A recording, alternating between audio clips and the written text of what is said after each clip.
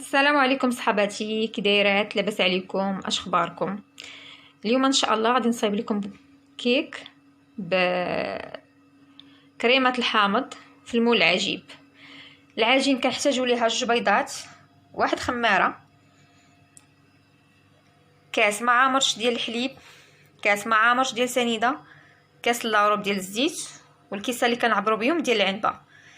دقيق بين كاس ونص وجوج الكيسان على حسب البيض واش كبير ولا صغير، قشره حامضه وقبصه الملح. غادي نخلطوا الكيك عادي ونرجعوا لكم. دابا اول حاجه غادي نطرب البيض مع سنيده مع قشور الحامض مع ديك القبصه ديال الملح ونرجع لكم.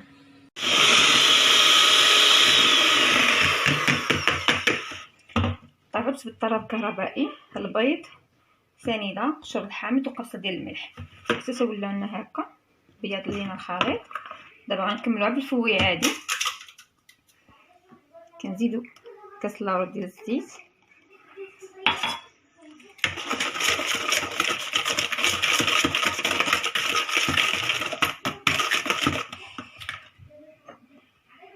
كاس معامرش ديال الحليب. ما نحتاجوش دابا الزرار، كان غرضنا بالبيض نطربو. صافي طربنا البيض، 1 خماره،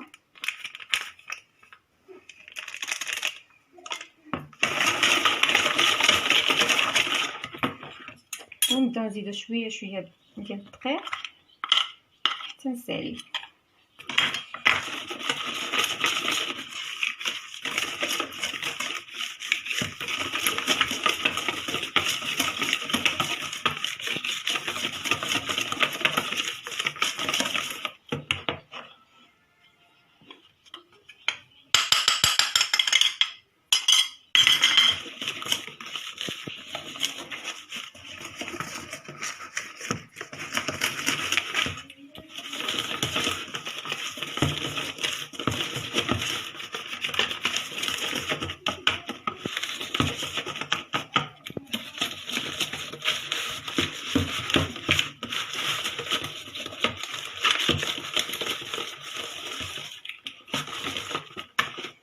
ها كيفاش كيجي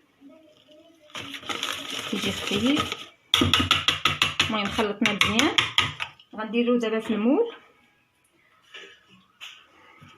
المول العجيب يكون ديجا مدهون بالزبده وملبس بالطحين. صافي كنخويه العجين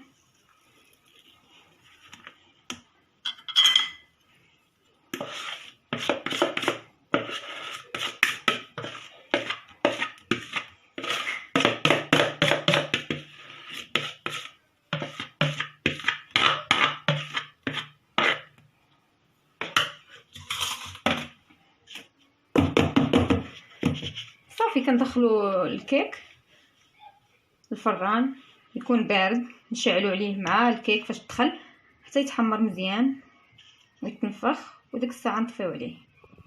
بالنسبه للسيرو اللي غنسقيو به الكيك، كاس ديال الماء، نص كاس ديال سنيده، عصير حامضه والقشور ديال الحامض. كنخليه فوق البوطه حتى يغلي مزيان، تذوب هذيك السنيده ويولي عندنا واحد السيرو. عاد كنطفيو عليه ونصفيو. ملي كطيب الكيك كنسقيو بها. عاد من فوقها غنديروا الكريمه ديال الحامض. بالنسبه للسيرو ها هو وجد، غادي نصفيه ونخليه يبرد بين ما طابت لي الكيك وبين ما صايب الكريمه. بالنسبه للكريمه ديال الحامض غادي نحتاج 2 صفار ديال البيض، كاس لاروب ديال الحامض، عصير الحامض، قشره حامضه، 2 معالق كبار ديال المايزينا، كاس ربع ديال سنيده، 2 كيسان ديال الحليب، كنعبروا دائما بكاس ديال العنبه، وواحد دانون طبيعي. غادي نخلطوا دابا كلشي. اول حاجه سنيده،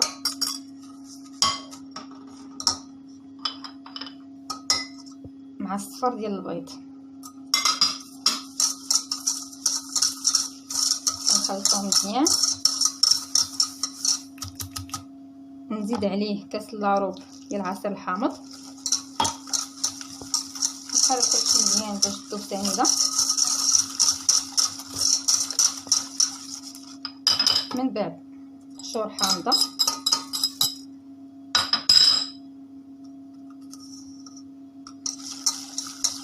نحركو مزيان. 2 معالق كبار مايزينا او دقيق النشا.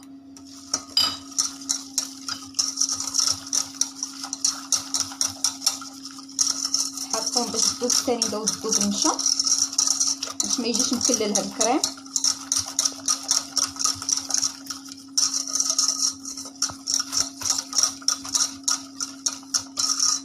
من بعد نزيدو عليهم 2 كيسان ديال الحليب،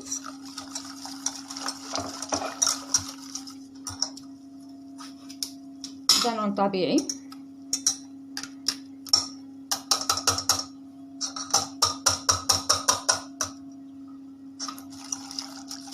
نحركو مزيان حتى كنشوفو انه النشا دابت، دانون حتى هو مبقاش مكلبل.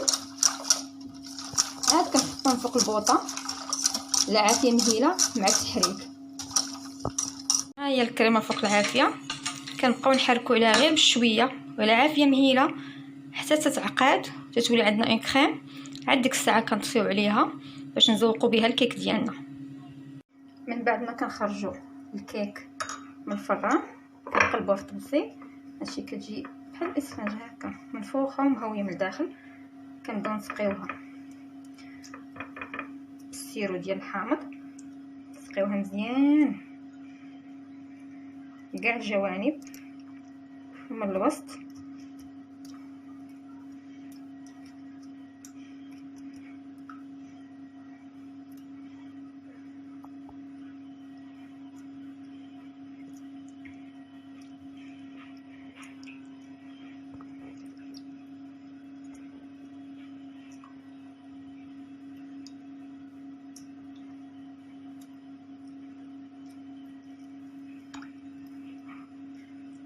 كنسقيها هكا مزيان حتى من الجناب.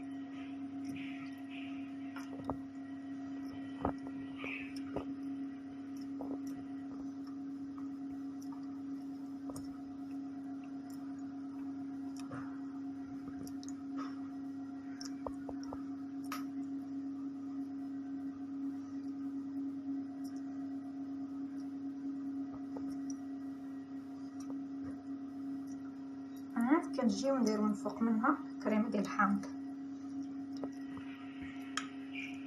صافي بحال ما كرات تسقات مزيان. دابا غنديرو فوق منها الكريمه ديال الحامض.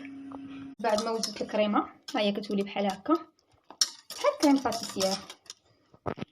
كنديروها على الوسط ديال الكيك.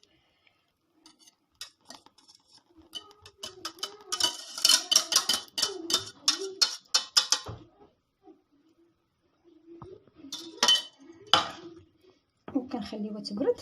بالنسبه للتزيين انا غادي نزينها بالفيرميسول دو شوكولا.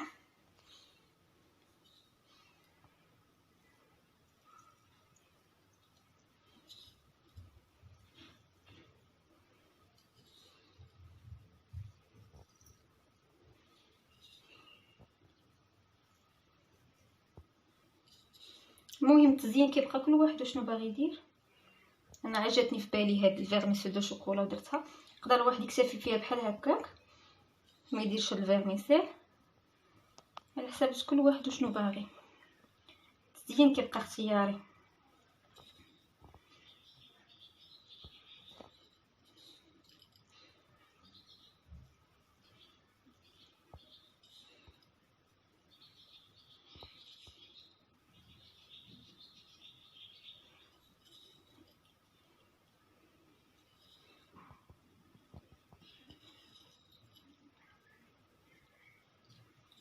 جا زوين.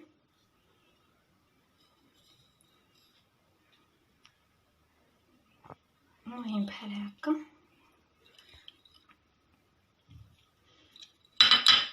هاد من بعد كناخذ واحد 2 ديال لي طرونش ديال الحامض وندير ليهم بحال هكا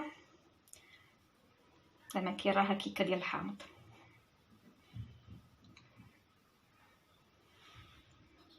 صافي بحال ما هكا جات زوينه.